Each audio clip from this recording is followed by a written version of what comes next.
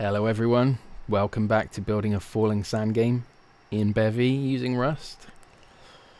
And in the last stream we got to the stage where we just finished off actually getting some sand falling. So I'm just going to show you where we've got to. Just to remind. Okay, so the sand is falling straight down and it's colliding with the stone at the bottom. We've currently only got stone element and sand element implemented, and what you'll notice is these spikes of sand. The sand is not actually flowing downwards naturally.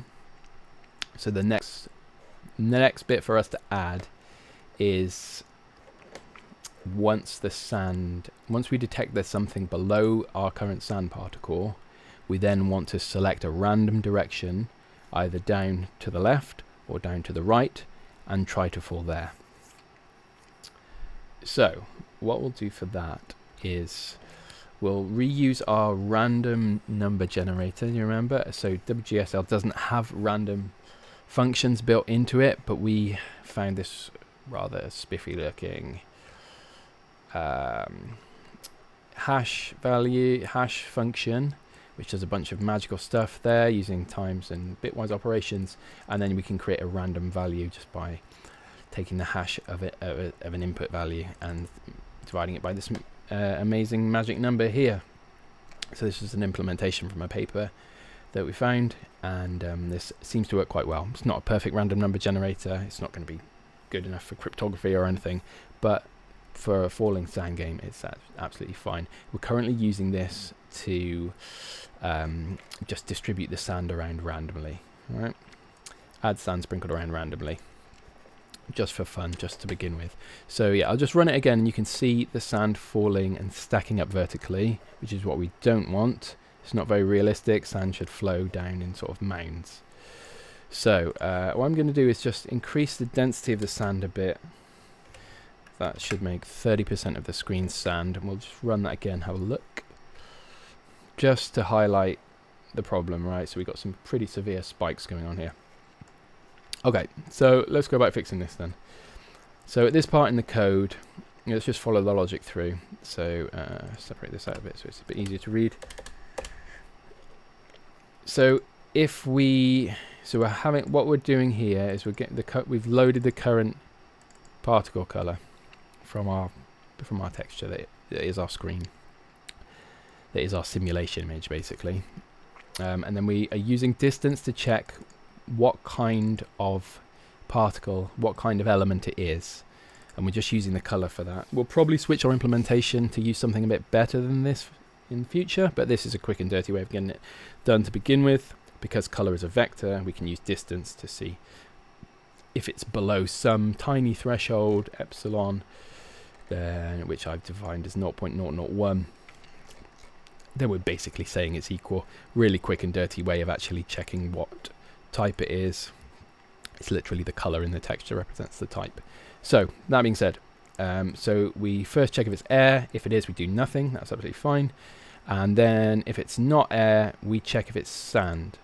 And if it is sand, we check the space directly below, which is represented by this two-dimensional vector here, 0 on the x, 1 downwards, y coordinate system, positive downwards. So we're checking, we're essentially getting the color of the particle 1 directly below us. If that is air, we're going to fall straight down. Okay, so we replace our existing location with air, and then we replace the location directly below with sand, hence falling straight down. Okay, so now if we don't have air below, this other branch kicks in, and this is telling us that there is some element type in the cell below us, and we actually want to try and fall either diagonally down to the left or diagonally down to the right. So what we'll do is we will use our random function to basically select left or right diagonally. We know we're going down, we just need to select left or right. So let's get a random number using random float.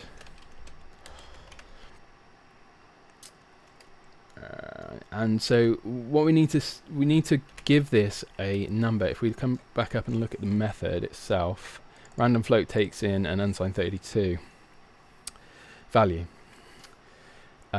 So we need to provide this somehow.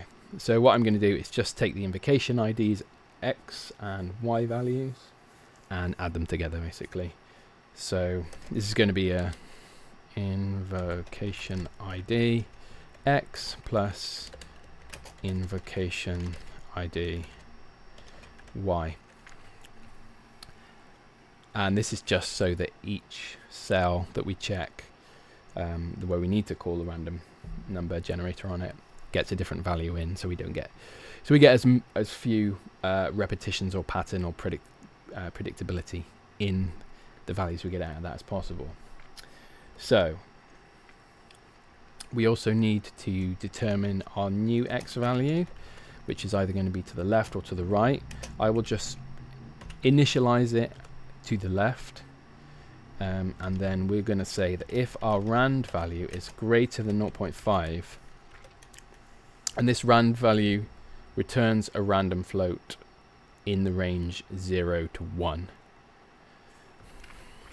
So there's a 50% chance it'll be over 0.5, so that's basically flipping a coin at that point. And if it is over 0.5, we will change the new X value to 1 instead of -1. So 0 would be directly down, as we do here, when we've detected that there is air directly below us. -1 would be diagonally to the left, 1 diagonally to the right. So there we go, we've selected a random value. And let's now get the color of any potential particle in that cell. So color below diagonally, just to be nice and verbose with our variable names. So we're going to texture load, if I could type, from a texture, get the location plus vector I32, and then we're going to now use this variable value because it's going to be either to the left or to the right. So get that diagonal value, and if it is air, if distance color below diagonally, if it is the air color, so if there is an air particle there,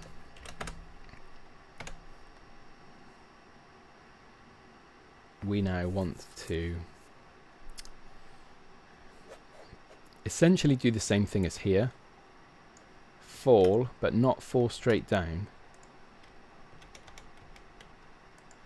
Is that indentation screwed? Let's just fix that quickly. But not fall straight down, so don't fall to 0 on the X, fall to, you guessed it, new X. So this is going to be our random left or right value. Okay, and let's just save that, Shift F10 to run it, and let's see if that looks any better. Okay, so we have a compilation error here. No definition in scope for text load. Oh, it's not text load, it's texture load. Let's rerun that again, Shift F10. And there we go, the sand is falling. You see we've got nice peaks and troughs now, none of those jutting up spikes that we had before, and that's actually quite nice. That's looking fairly realistic. The actual mounds are somewhat random because we randomly distributed the sand to begin with, but that is looking quite nice. Great stuff. Okay, so that was the first thing that we wanted to do, was fix the falling sand behavior. I'm actually very happy with that now. So let's save our progress. Oh, hold on, my terminal is doing something strange.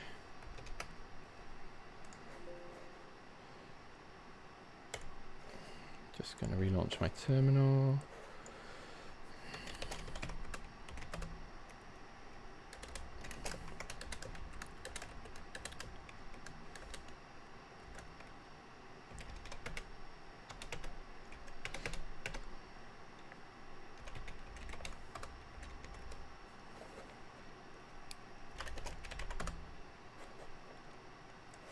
Okay, so this is where we got to last time. Add stone and only fall if air is below current. So now git status should show us that we've modified our falling sand shader. I'm going to just add everything we've done and then write a nice commit message to say fall randomly left or right when sand. Alright, that should do for now. Okay, so now the next thing I actually want to do is to add the ability for us to draw on the canvas. So at the moment, when we start things up, we've just got a bunch of random sand. Wouldn't it be nice if we could draw with the mouse, take the mouse and draw just like in the in your traditional powder game kind of game. Let's just get that up. New window. Find sand spiel. Wouldn't it be great if we could draw like this in our implementation? All right. I think that'd be a nice thing to add next. So now then we could properly play around with our implementation. Okay. Nice to see we're still running over 500 frames a second. For reference, this machine is a... Oh, God, I love that. The ever useful start menu. I believe this machine is something like a 1070. You know what? I think it says at the start of when we launch. 1060. So we're running on a 1060 on this Windows machine. So it's not massively powerful, kind of middle to lowish tier. And to see that we're getting 500 frames a second is quite encouraging. We obviously have only added sand at this point, and stone, and technically air, but that's quite nice. Certainly pretty decent performance. Okay, so I think to do this drawing implementation, we're going to refactor things a bit. At the moment, we are just loading our pipeline.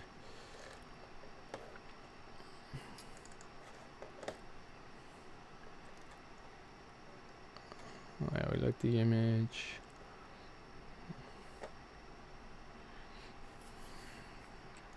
Be quite nice if we could create a plugin for the camera. Yeah, that would be quite good, wouldn't it? So we could move around as well, just like in the Game of Life shader example. Ability to pan around and zoom in and out would be really nice. Okay, so let's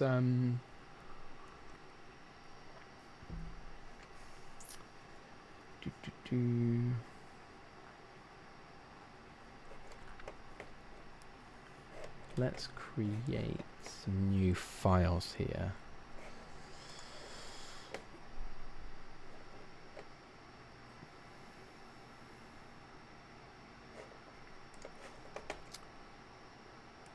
Going to create a new folder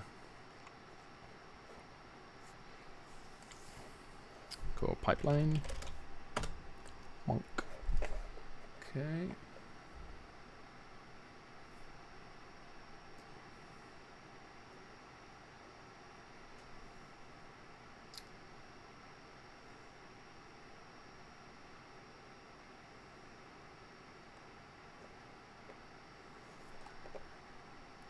let's create a new Rust file here called cellular automata. Okay.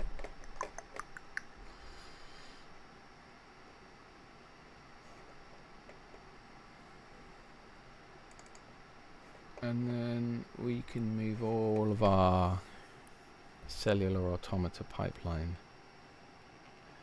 stuff into this new file. So this is our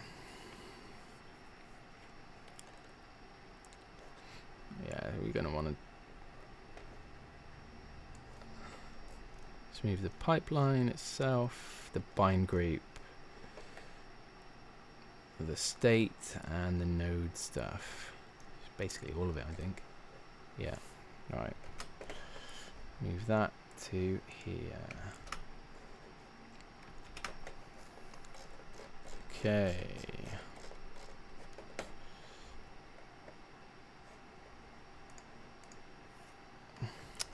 Well, that was fun. Right. Help if we put it in the correct file, wouldn't it? All right.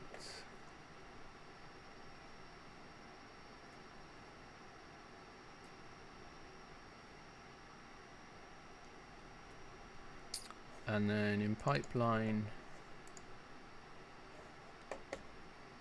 yeah, it might be better if we put the image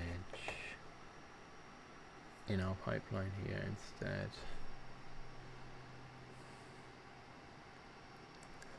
Yeah, let's move that over.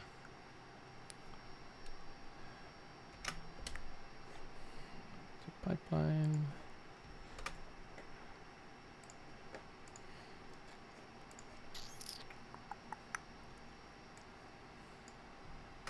I think we need image and handle, don't we?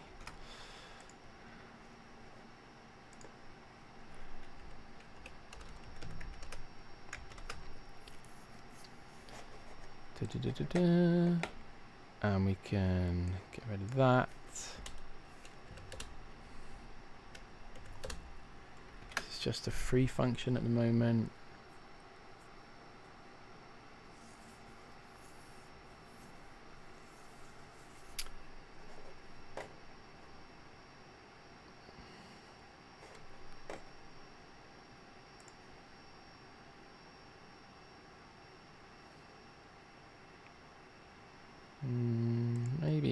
Maybe we will leave it in the image.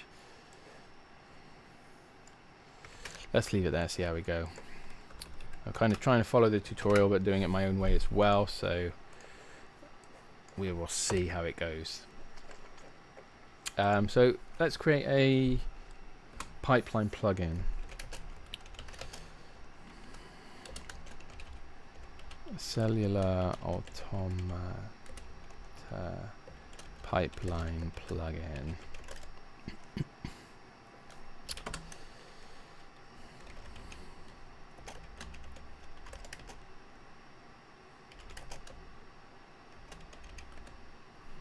No. Not cellular automata pipeline plugin. And can we just import the appropriate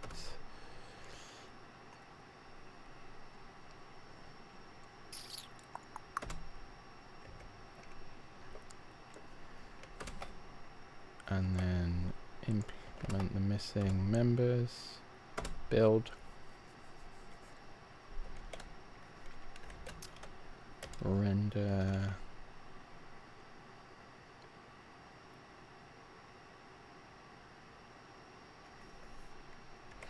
we want to call this render app.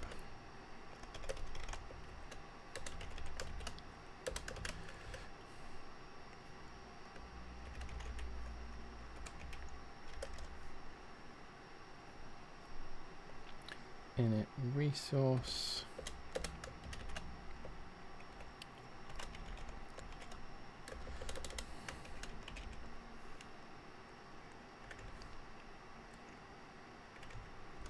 cellular automata pipeline. And I'm going to add a system Q automata bind group in set render set.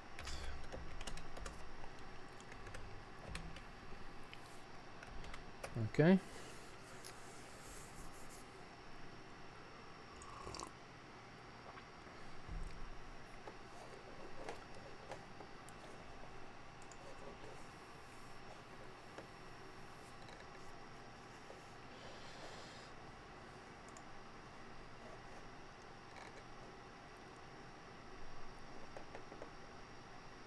Actually, this should not be here. This should be in the automata file.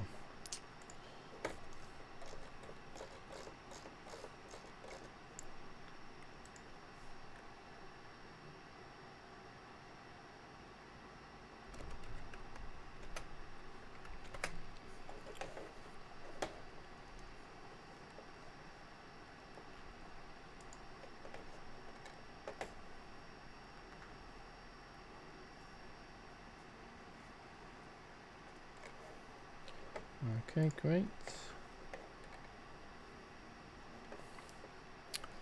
And now in the pipeline, we want to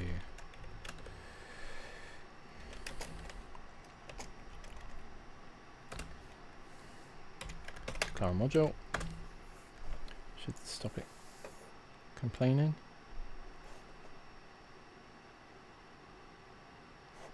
So to just do that.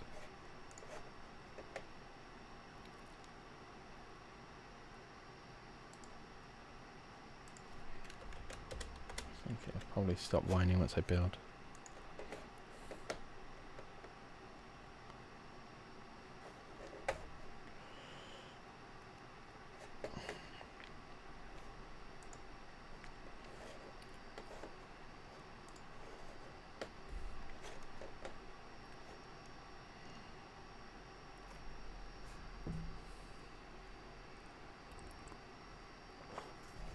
Right, let's just ignore those errors for now and plow on.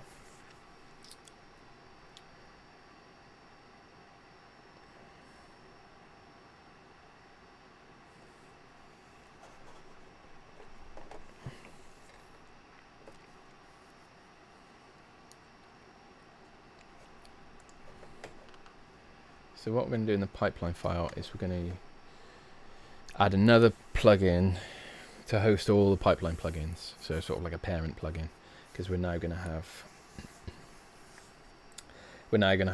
our pipeline that does the cellular automata calculations, and then we're going to have another pipeline that's basically going to do the drawing. So this is getting ready for that. Okay, so let's carry on.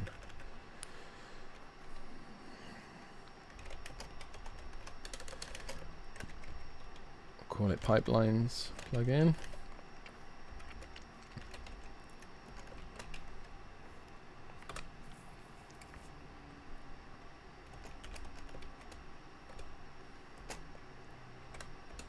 And again, we want the build method. Get the render app.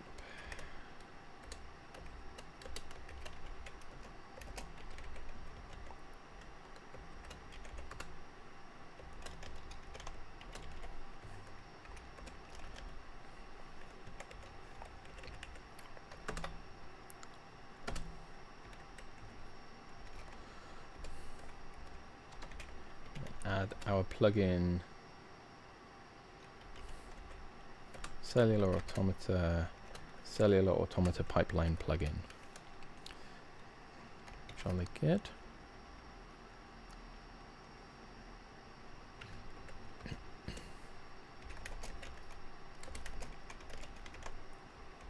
And let's get our render graph.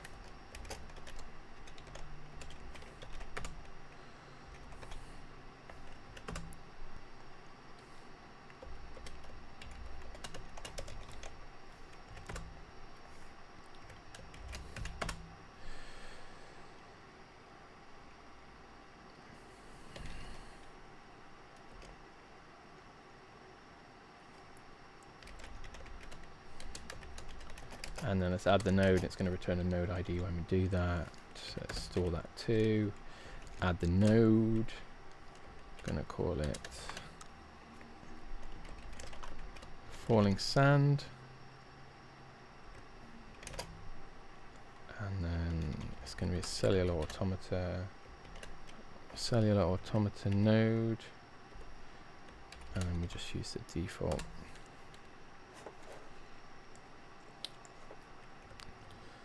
Okay.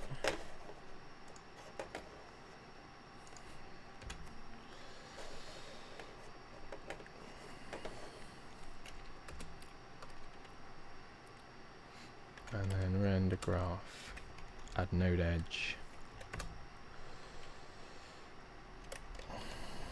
Node ID, Bevy, render, main graph, node, camera driver. Right, so we're going to move this from the main playground. We don't need to have it here anymore. It's now going in pipeline. It's going to close some of the other bits and bobs for now. It's now going in pipeline, and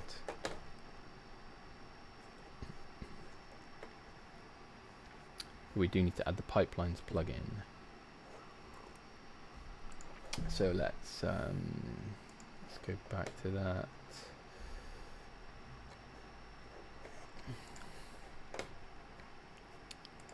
In lib, no longer are we going to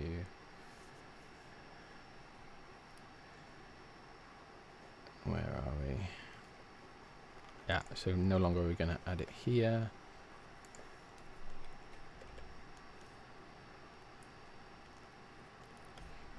Yes, this is all of our stuff that we moved into our pipeline plugin. Get rid of all of that. We actually called it cellular automata, so let's stick with that, shall we? No, actually, I think it's good because it's not generic, because it is a specific falling sand implementation based on our shader. So let's leave it as that. But we will want to add the plugin.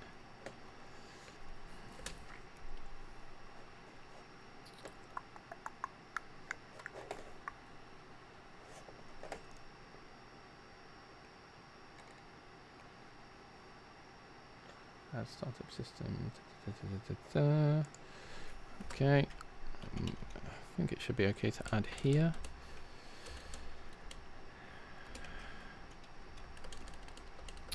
What have I done? There we go. Add plugin. And it's the pipelines plugin.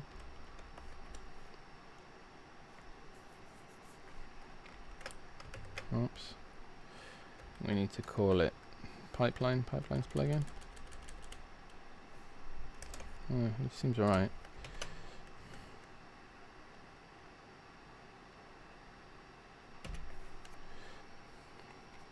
Let's try and build.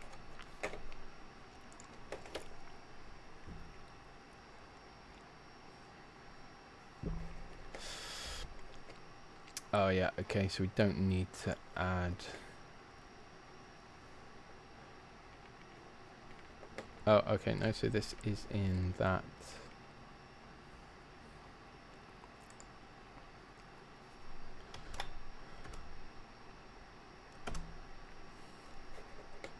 Just got some imports that we need to add.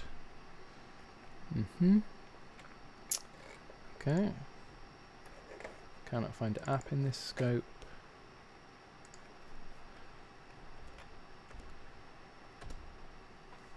I prefer to import them separately rather than Q automata binary.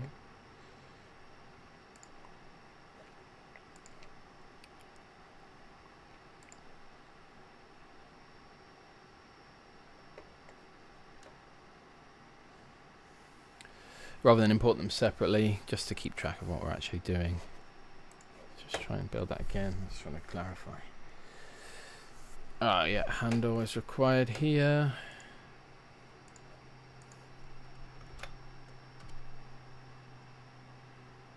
Bevy asset handle.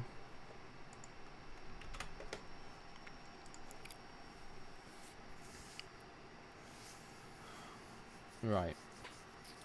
The Q automata bind group. Let's have a look where that should be.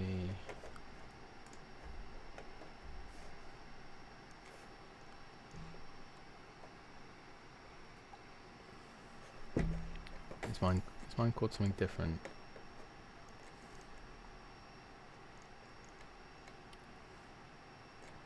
It's just called the Q bind group, I think.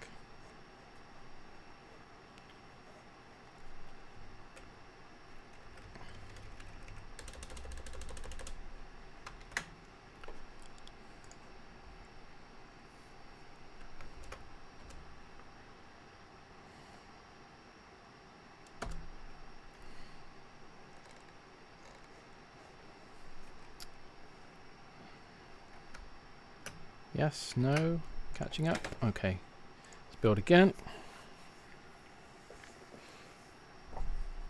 Okay.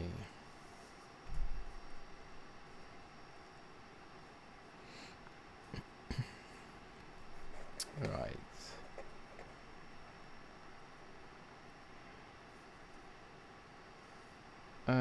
Okay.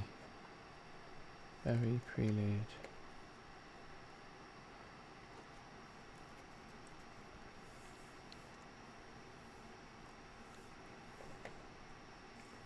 Yeah, we need that to be mutable, don't we? Which is a bit interesting. Let's have a look.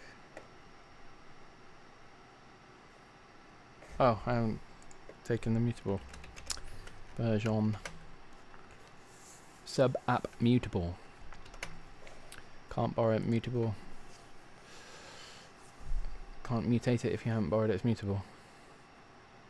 Okay, build. Doos.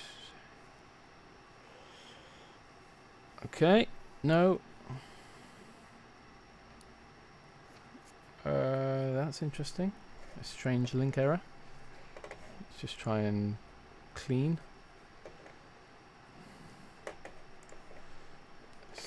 How do we clean in Sea Lion?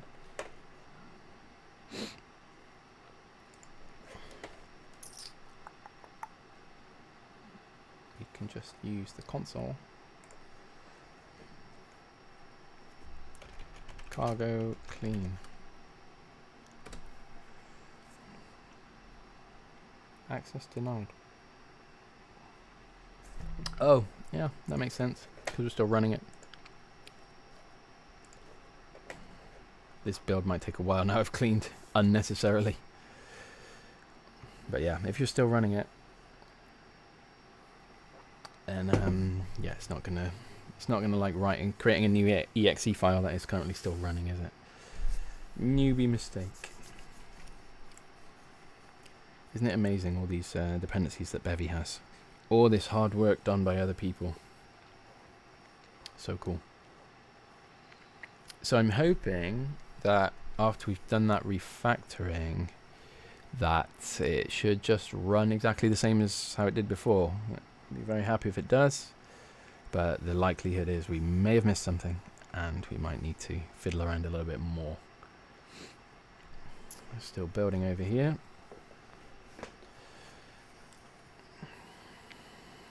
So the next thing we're going to do once we've got this actually working is we're going to add the camera itself, creating a camera controller. Then we'll make it so that we can pan the screen around and zoom in and out. I think we'll just use the keys to do that. WSAD, up, down, left, right, and then because we're going to implement drawing as well with the left click, we don't really want to click and drag. And thinking ahead to when we're going to be doing it for a tablet device, likely the iPad, we want to detect a 2-finger swipe to do the panning around.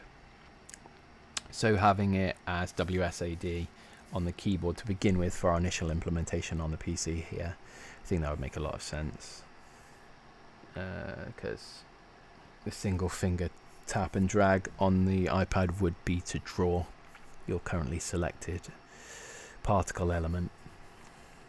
I'm just thinking ahead a little bit in terms of how we're going to have the UX, what the UX is going to be like. Yeah, that should be fine. Okay.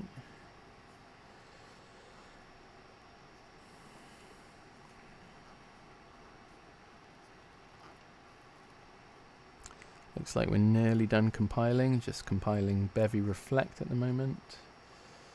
Bevy ECS, WGPU.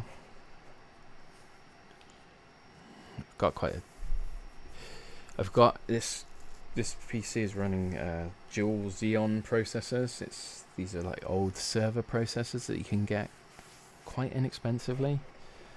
It's like a Xeon E5.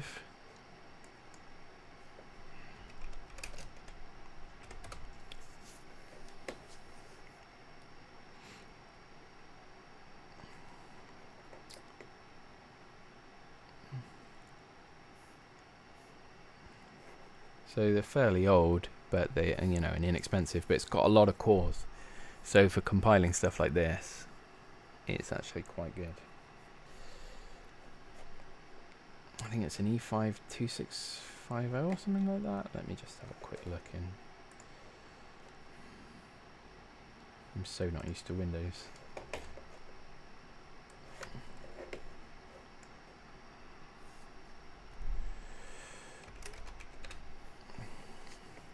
Can I see it in my control panel? No.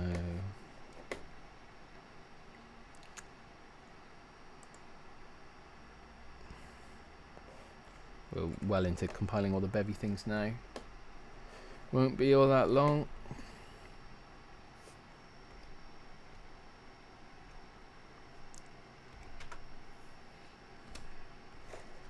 Oh, I could run dxdiag. I'm not sure if that was telling me what the CPU is. No, it's only 2.1 gigahertz, but yeah, according to this, I've got 40 CPUs in this machine. That's quite a lot, isn't it? Right. Aha, the build is finished. Okay. Right, let's run.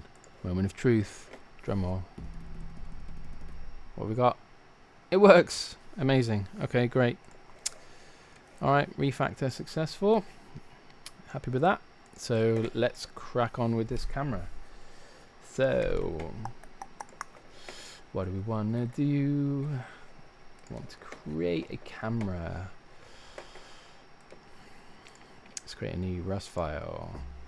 Camera.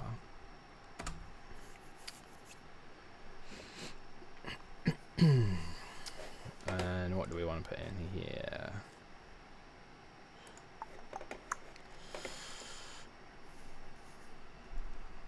Let's create it as a plugin, right? So, camera plugin.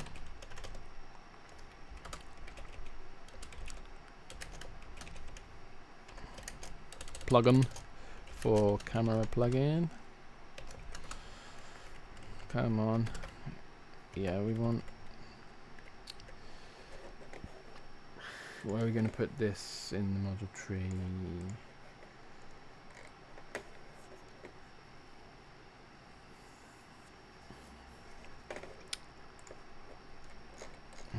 Up here.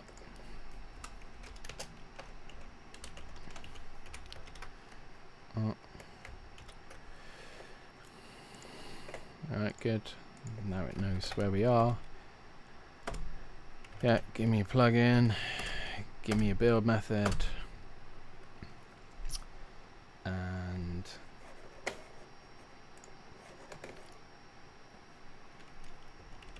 we're just going to literally to build this plugin, add a system to the app. And we'll call that camera controller. Remember, systems are just functions as far as Bevy is concerned. So let's make that system now. Camera controller. And then we're gonna get the time. Give me some imports. Bevy time. Okay. What else do we want? So this is get the keyboard as well. Keyboard input.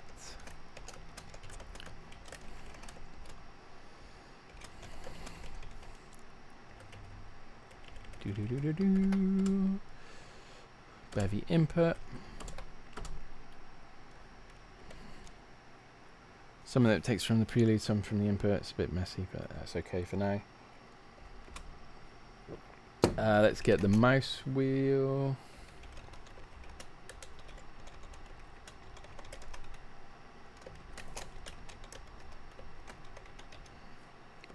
Which is an event reader of type mouse wheel. And then let's do a query.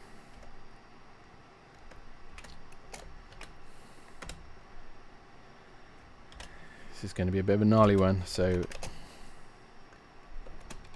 transform, not a transcode format.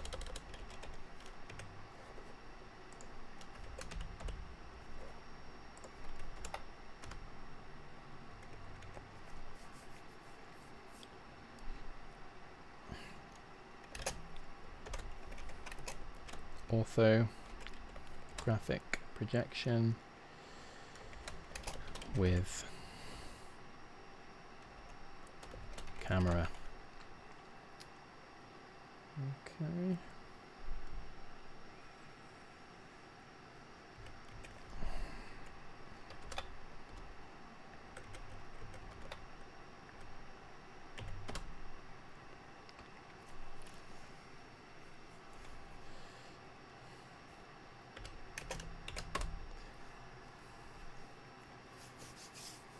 Right.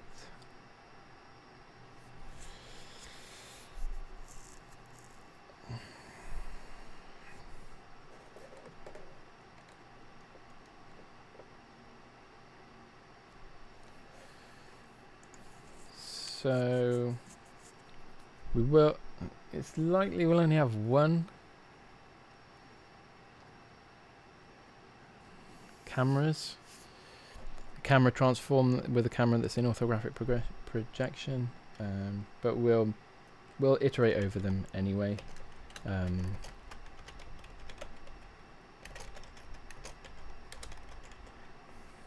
Just to cover the case that we might have more than one.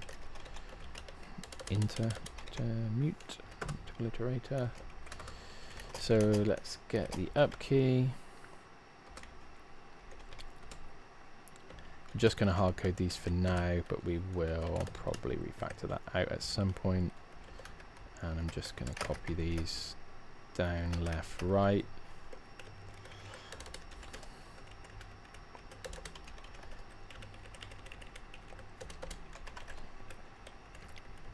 Down is S, left is A, right D. Okay, let's figure out what we're going to move.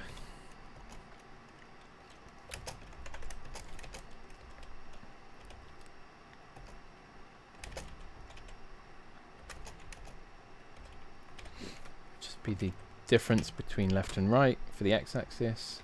Same as for Y. This has the nice property that if you press both at the same time, you won't move.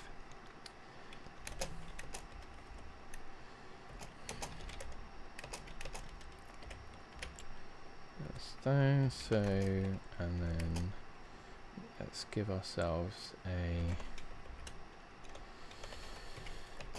create a vector to actually move the camera. X-axis has 32-bit float, Y-axis has the same. Okay. And if that is not 0, then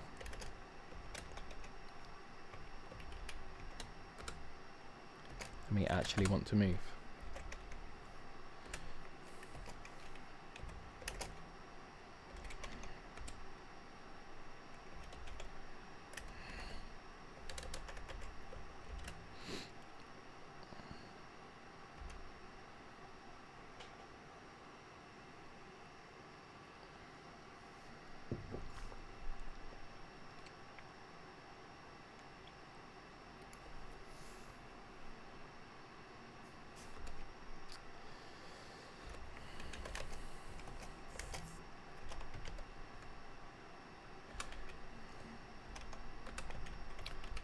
Okay, so we've basically normalized it there.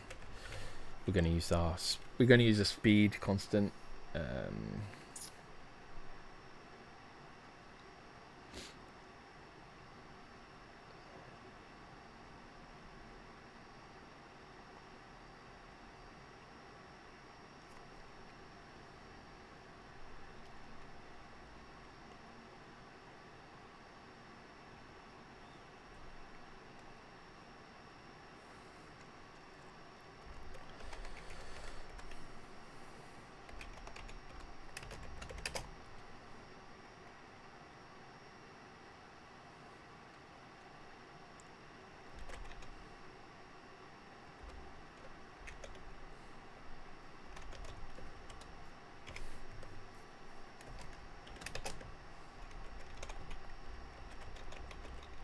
Camera move speed, and we'll do delta time so that it's frame rate independent. I don't think, have we defined camera move speed? Don't think we have. Let's define that now.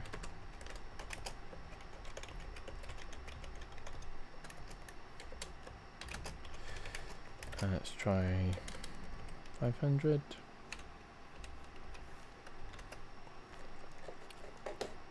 Okay.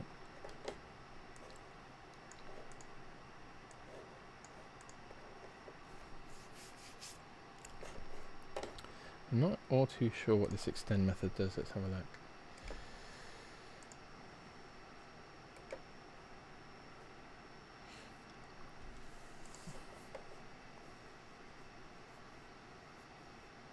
Vector extend.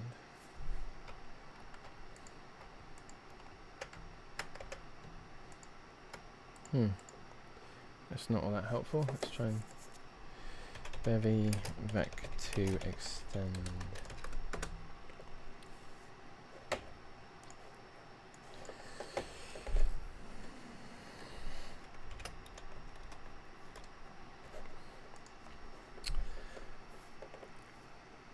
Oh, it just literally adds the Z value. So it takes a 2D vector,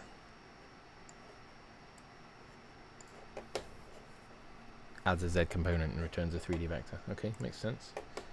So, like so. And then, according to the docs, we also need to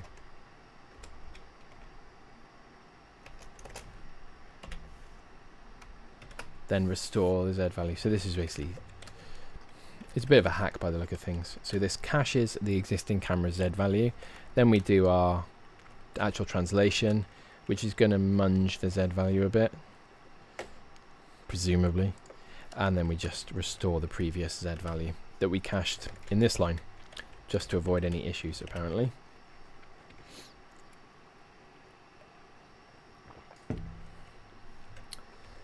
Okay, so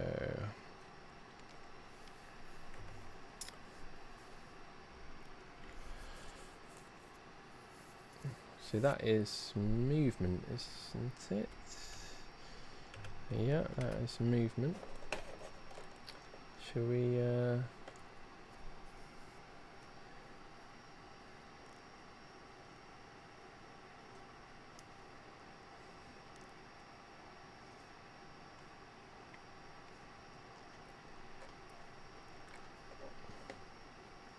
see if we can just add that before we add the zooming. So where are we?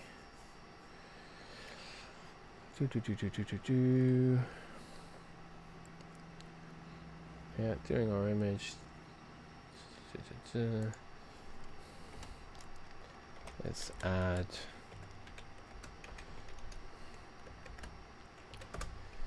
plugin camera plugin. Okay.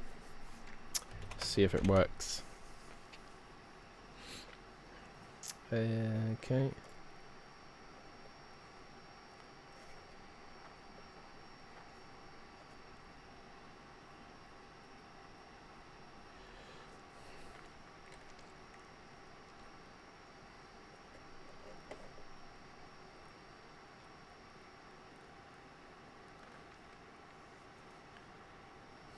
So this looks like vec2 now takes 64-bit floats.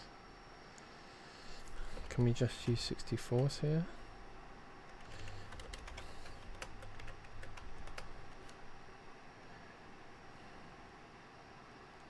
Bit strange.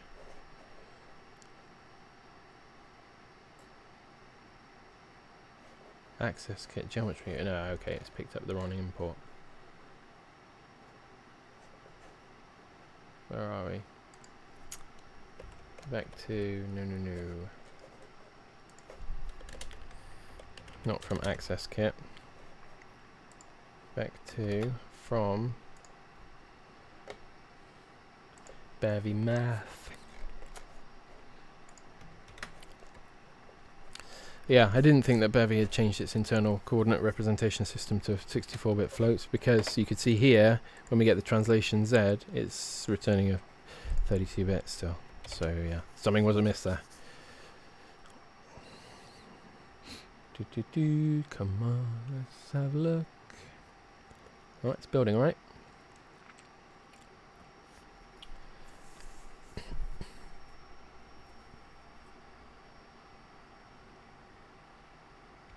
And we can move the camera. Check that out. Alright, nice. That is pretty sweet. Cool. Okay. Groovy. Right, let's add zooming.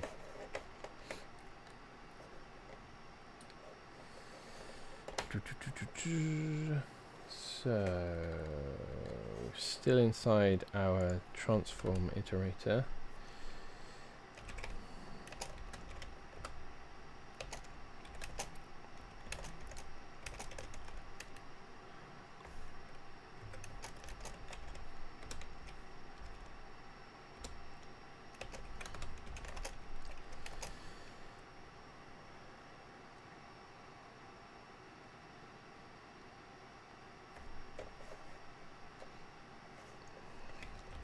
Let's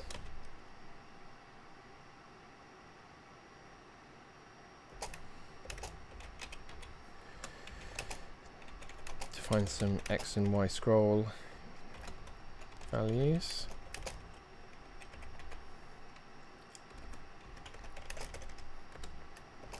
Okay. Mouse scroll unit line.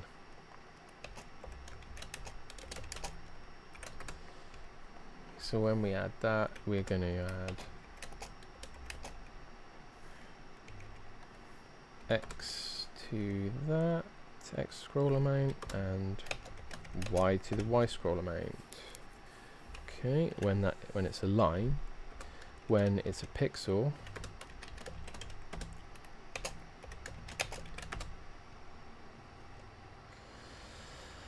we're going to have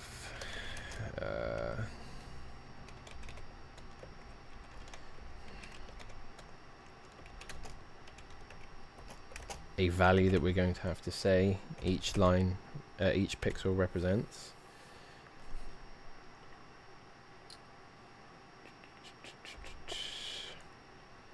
And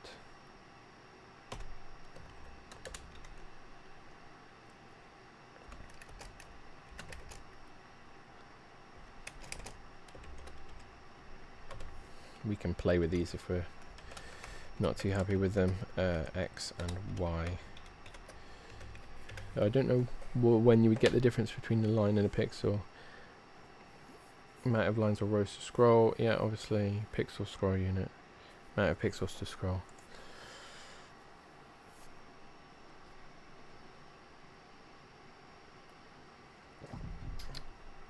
Okay, so that's that. So if we need to scroll,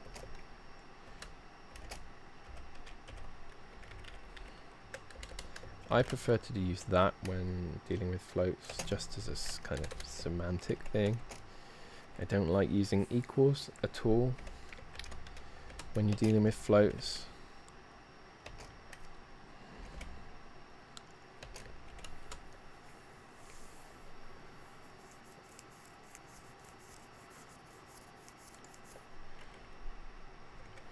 but maybe we'll just stick with it for simplicity because I clearly don't know what I'm doing.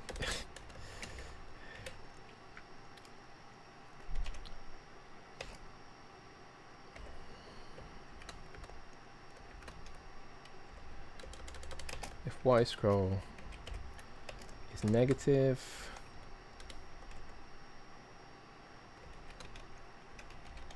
ortho.scale, because we're using an orthographic camera, we can just scale it times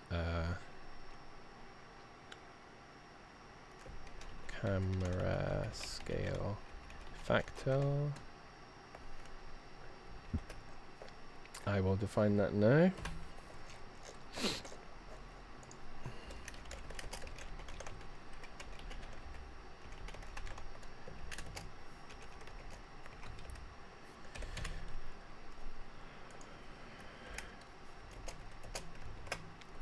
Camera scale factor. Yeah, great. Okay, if it's greater than 0,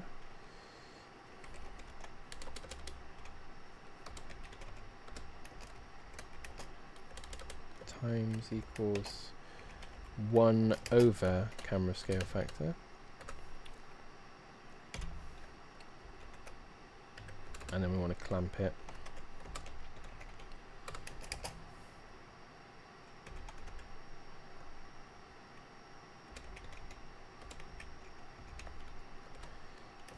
Camera min, zoom, camera max, zoom.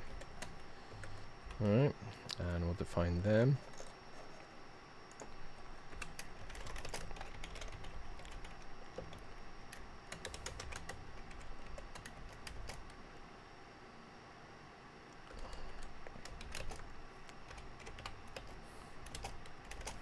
Five. Again, we can play with these. We can tweak them.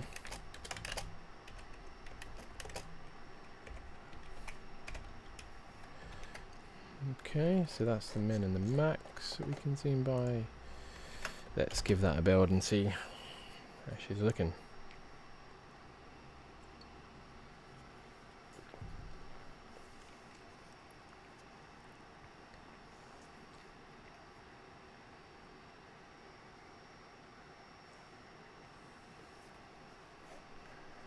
Alright, so we can still move around, and if I do the scroll wheel, we can now scroll. Oh yeah, great.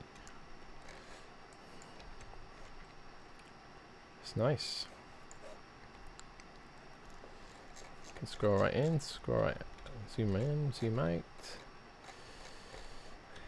I think we want to set our texture blending to linear because we're getting a lovely blended pixely look there, but we don't. We want hard pixel edges, right? We want it to look old school when we zoom in, not look blended. Let's just maximize this. Now we can actually zoom in and out. We can have a look at things. Ah, that's great, isn't it? Excellent. Okay, we've hit the hour. I think that's a good place to call it there. So what have we done? We first of all made it so that the sand falls more accurately. And we're forming nice peaks and troughs now.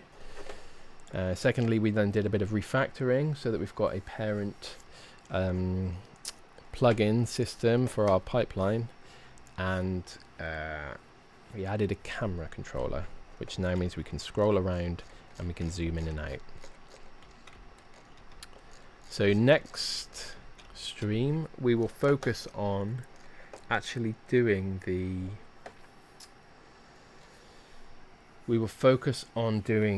drawing.